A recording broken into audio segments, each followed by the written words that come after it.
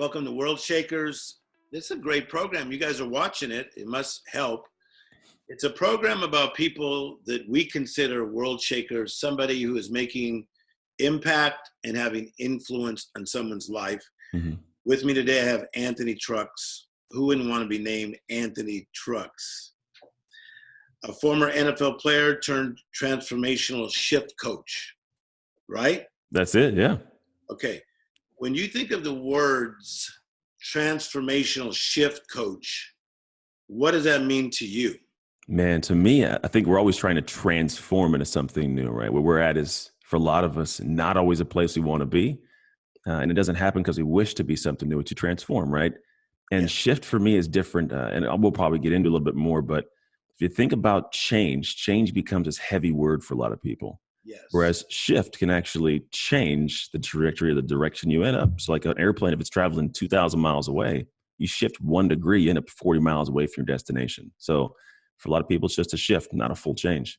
So for a very young man, you've lived about 7 lives already. Yeah. So number one, not easy to get into, was it the University of Oregon? Yeah, I'm a Duck. That's correct. And to play football there, obviously scholarship. Hmm. What position did you play in high school? High school was actually a wide receiver. So I got to college, played linebacker, but in high school, as a standout wide receiver. See, that's wild. Okay, so you go to Oregon, Yeah.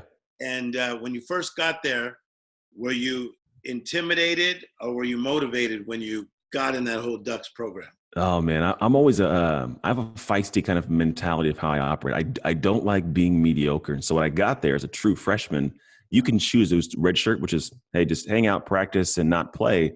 But I didn't like the idea of it. So I was chomping at the bit, and I got a chance to go in and actually play. I want to say the third game of the season, I got to go in and play, and I ended up being a true sophomore. Sorry, true freshman. Started as a true sophomore, in fact. The next year took the fifth-year senior's job as a second-year guy. That says a lot. How was the team during the duration of the time you were there? Oh man, we got there right when Joe Harrington and like everybody was like killing it. So they were number 2, and then we slowly declined for the next 3 years. In fact, didn't go to a bowl game my junior year. Then my senior year, we went 10-1 and ended up playing against Oklahoma, the Sooners, in the Holiday Bowl. Come on, that's huge. Yeah. And just because I'm a sports fan, to play in that stadium, something else, right? There's a lot of energy there. Oh yeah, man. So Ott's in the stadium, that the acoustics are crazy. We played Michigan my sophomore year, and I remember I was just doing kickoff because I was like kind of in the middle of doing a kickoff thing, and I remember it was so loud I could feel my helmet vibrating on my head. Oh, Like, which for those that do not know, that's over about 100,000 fans in Michigan. yeah, to make that work. Well, we actually, so the funny thing, so I never went to the big house. It was at Autzen, but Autzen has a weird bowl shape to it. Yeah, So it's funny that the actual Michigan players had made a statement on like some interview, like it rivaled what it was like to play in the big house. that's awesome. Yeah. Okay, so the playing the football, and then what was your major in college? What's called general science, but it's focused in biology, anatomy, and physiology. Essentially, it was a kinesiology degree without taking the OChem class. Okay, so then you work as a business professional for a Hmm. period of time. Yeah. And was that working for another company, or tell me about that? No, so when I got out, I was tired of having a boss. Like I was at a coach, right? So the coach essentially is the boss. So I went to college, played in the NFL, tore my shoulder, came home, and I had a job at a 24-hour fitness for like a week. And a weekend, I was like, this just, I'm not built for this. I had a wife, had a son, and I was like, this is not what I'm meant to do. And a weekend, I quit, and then I went and took whatever money I had left from the NFL, and I invested it into a gym. So I opened up this gym the dumbest way you do it. I went and leased, it was like 8,000 square feet, no business license, no business plan, never even had a gym membership. And 9 months later, I was close to bankruptcy. So I went through the whole craziness. I ended up figuring it out, was successful. But yeah, man, I got home and realized like I'm not meant to work for somebody else. I'm supposed to do something on my own. Yeah. So, but good lessons in life still, right? Oh yeah, it's a microcosm of the world because I got out of the football world, and most of the time, people don't realize we have no skill sets outside of running down the street and hitting people. Like I can't get paid to do that anymore. So I had to find something else, and I had to redirect the energy, and it was difficult to figure out that whole realm, but yeah, it ended up panning out in time. I'm talking to Anthony Trucks. He's doing well in life. Happily married to his high school sweetheart. That is unusual. Very. to be married to your high school sweetheart. Yeah, we had a little hiatus there. We were together in high school, went to college together, had our first son at 20. And that was, I mean, it was good because at a certain point, like some people are like, I'm an athlete who has a kid, but I was like a dad who had a child. And it's because I grew up in crazy in foster care, but we're together through college, got married right before I went to the NFL, got in the NFL, got out of it. Unfortunately, when I started that gym business, I was going through a heavy identity crisis. Who's Anthony? What am I here for? And I had to try to find some self-worth somewhere. So I just dug into the gym, neglected my wife and 3 kids at this time now. Yeah. And it led to her having an affair and we fell apart. It was a horrible just decline. 3 years later, by the grace of God, man, we kind of found ourselves individually, found each other again. And then we're now back together, incredibly happily married. So yeah, high school sweethearts. And one of the things I heard, because I'm a good listener, is that you talked about crisis in your life. And that's what I'm loving about a lot of world shakers that I know, is that they are people that do not deny that they have been through things in their life.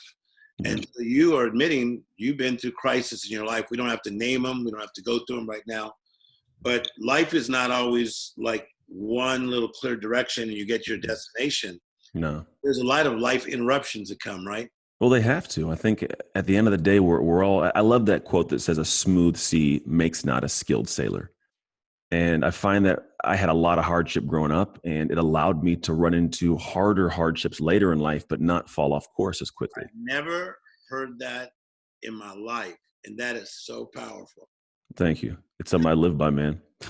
That's super powerful. Yeah, it just gives me the skills. And I always look at like people that I know at my age now. And it's weird because I grew up in foster care and given away at 3. And so for a lot of years, that was this detrimental thing to my self-being. And I found that in hindsight, because of that, when I have things that run like my wife, love her to death, but if anything goes out of whack, out of her control, she's lost for the day. Yeah. Whereas for me, it rolls off my back and it's not because I'm better, but like I dealt with so many things so early that I've just navigated quicker. So people fall off track faster if they haven't had the hardship earlier. Good point. Okay, Anthony, I want to go into some of the deeper things that you teach on. Mm-hmm. So as a transformational coach, but use the word shift. Yeah. Okay? So if you broke down the word shift to me and to all those that are watching, what do you mean by shift? Yeah. So the way I look at us in life is as humanity, people, right? There's always these areas where we're like, this is where I'm at, this is where I want to be. And when I look at that, like it's pretty much what I call an identity gap. There's something missing in terms of who I am. Not that I'm bad, but there's a way I think or I operate on autopilot that's limiting the ability for me to close that gap. And the shift is what shifts inside of you to close that gap. Yeah. So it's the shift of how you see things, the shift of how you embrace things, the shift of how you respond to things, the shift of how you proactively go into a space without comfort, right? So it's a shift of who you are internally and the things that you do without thinking about the things you do. Okay, very nice. And even in football, if you were playing the position that you played in, let's say in high school, you said you played what position? Wide receiver. Okay, so if the quarterback called an audible, what's he calling? A shift. Yeah, changes a little bit. Still the same play, but something little minute thing tweaks. It could be a streak to a slant, but that could score the touchdown. Okay, can we go off that metaphor for a minute? Yeah. Because I like that whole thing of when you'd see the like a Peyton Manning back in his day, Omaha. He's pointing and calling. He's creating a shift. Yeah. I think there's times in life where we have to have an Omaha. Oh yeah, all the time. You got to shift things up. Yeah, and I think a lot of people don't have the ability to do that. Unfortunately, they get stuck and they see it and they run the same play. That's one place I want to go with you. Is that I found that there are different reasons people don't want to shift. Sometimes it's fear. Sometimes they don't know how. Like you said, they don't have the skill set. Give me another reason why you have found in your teachings and dealing with people and why people don't want to shift. It's the unknown. Okay. And it kind of embraces part of the things you just talked about. I think the biggest thing is people, they fear the unknown, but it's like if I look at a door and the door is, black and I don't know what's in there, all I'm focused on is what could kill me in there. But few people realize, inside that same room is every single amazing opportunity your life is actually waiting to give you, but it's also unknown. And so I think that the problem that people have with shifting is they're more like, there's the evil that is for some reason better than the evil you don't. And they'll embrace the evil they don't because they know it. And I'm really big on realizing that in my life going through craziness, I didn't die. Like I'm still here. Yes. And every time I entered that space, deathly afraid of a lot of things, I always have found that on the back end, whatever I thought would be great was always a greater internal experience emotionally than I could have ever imagined. So Yes. whenever I'm confronted with a hardship, I focus on that from my past. Okay, the message is an amazing one. It's a needed one. I work with a lot of athletes that come from professional sports, and I find that a lot of them have a challenge to shift. Yeah. A lot of entertainers that used to do really, really well and don't do as well Mm-hmm. have problems to shift. Yeah. Even business people that have done well and then not so well have a problem to shift. So you are very needed, very much in demand. Give us the different platforms that you're on. Can we see you speak in person? Yeah. Go to your website, your books. Do you have a podcast? Tell us a little bit on how to connect to you. Yeah, man. So I do speak a lot. Actually, I have in the next 3 weeks, I have 5 keynotes I'm giving. I'll be speaking at Brendan Burchard's Influencer here pretty soon, actually, too. I'm looking forward to that. I have a podcast called the Oz Shift Podcast. Well, why is that so fast? Because that's a big deal. Oh, yeah. I'll take it back. Brendan is my buddy, too. Oh, yeah. We're in a podcast. The funny thing is, Brendan was the guy that launched me into this. When I had because I had a gym for a lot of years, I just happened to walk into one of his experts academies. And now, like, I speak on stages of a product with him together. It's a really amazing human. That was a blessing that was given to me way early in the start of this career. And shout out to him. He's that kind of guy. Yeah. Like he looks out for the other person. I like that about him. So you're doing speaking, and we can find out where you're speaking by going to your website. And what is your website? Website's anthonytrucks.com. Super easy. Okay. And then on Instagram, it's Anthony Trucks. My podcast is called Shift, How Successful People Make Shift Happen. Okay. And then tell me about the podcast. How often do you do it?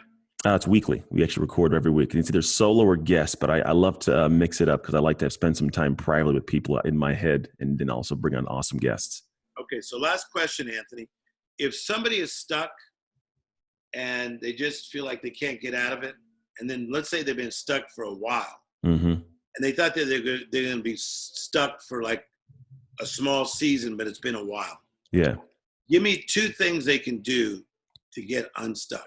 Yeah. So first one's going to be own your shift. It's a play on words, but at the same thing is a lot of people, like you said, they're there, but they have not yet owned it from a stance of like, this is something I really got to work on. So I capitalize the own, like own that this is your thing. You're in control of this. Yes, stuff has happened, but it's now your responsibility to work on it. Like it's just going to stay there if you don't work on it. Yeah. Other part of it, and this other part is capitalize the shift.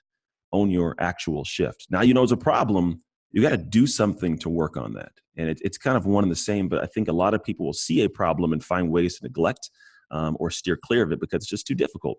So now that you have a problem, just actually focus on working on it.